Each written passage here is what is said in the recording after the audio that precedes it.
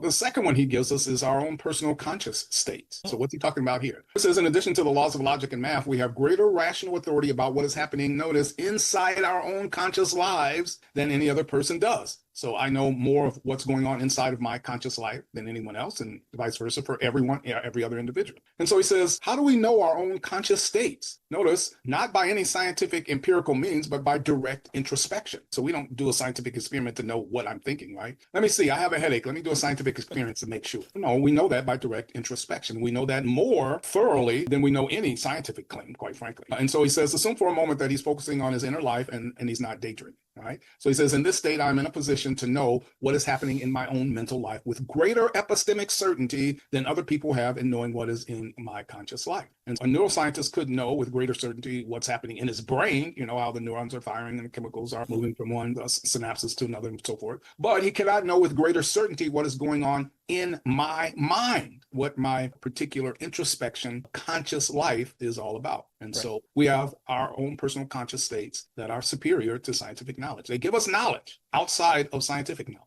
Right. So the neuroscientist can tell you that you're feeling sad because the chemicals in your brain are low, but they can't tell you why you're sad, or that the way out from being sad will release those endorphins and fluctuate your mind better. They can unnaturally medicate you to do that. But what's going on in your mind that is affecting your brain is not quite there. I do remember one of our early intro to philosophy classes. I think we spent probably more time than the professor wanted talking about whether or not we knew we had a headache. And I thought that was a fascinating moment of, I really want to study philosophy. So I distinctly remember that lecture a little bit more than we probably gave our professor a headache as well. So, although we wouldn't know, only he knows. So he'd have to tell us.